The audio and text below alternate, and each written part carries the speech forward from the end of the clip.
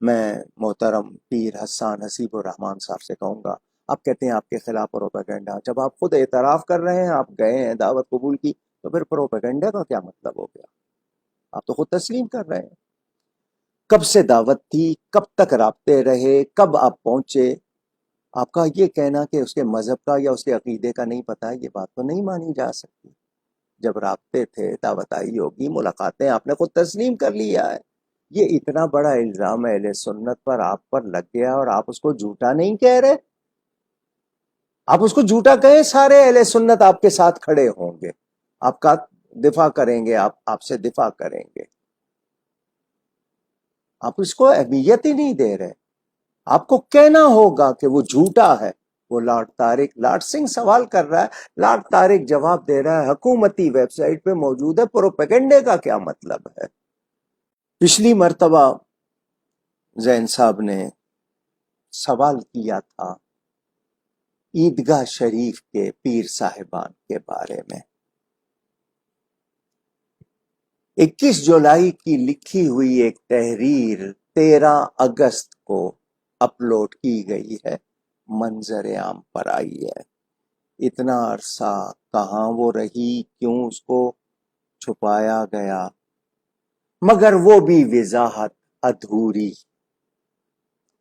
پہلی بات تو یہ، میں محترم پیر حسان حسیب الرحمان صاحب سے کہوں گا، آپ کہتے ہیں آپ کے خلاف پروپیگنڈا، جب آپ خود اعتراف کر رہے ہیں آپ گئے ہیں دعوت قبول کی، تو پھر پروپیگنڈا کا کیا مطلب ہو گیا؟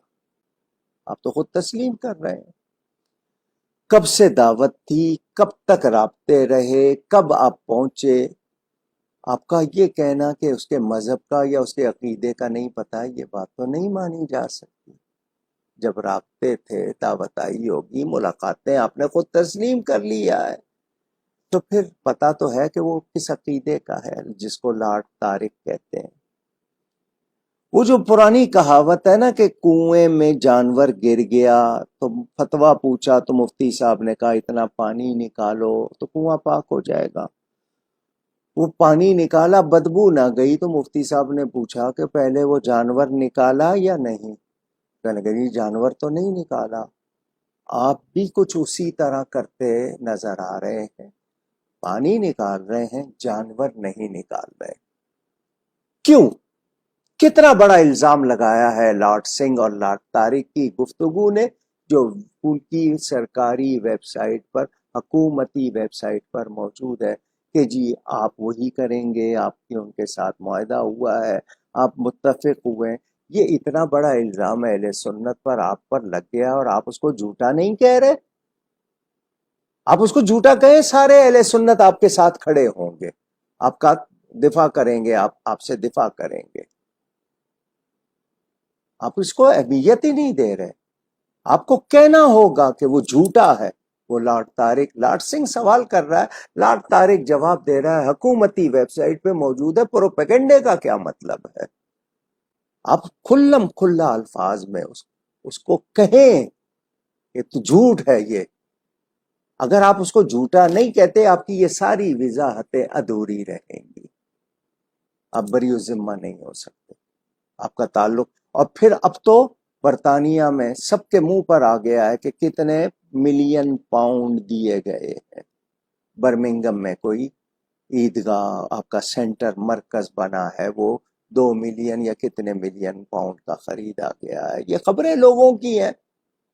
تو آپ کو اس لاٹ سنگھ اور لاٹ طارق کی اس بات جو ان کی ویب سائٹ پہ موجود ہے، اس کو کہنا ہوگا کہ آپ کی شہرت کو نقصان، آپ کو داغدار کیا ہے اس نے، آپ اس کو ہلکا لے رہے ہیں۔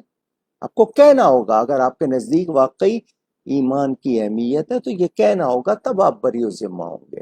اور فتاوی رضویہ کی روشنی میں تو بہت سخت، بہرحال وہ جو تحریر آئی ہے آپ کی وضاحت وہ بھی ادھوری ہے، معافی چاہتا ہوں۔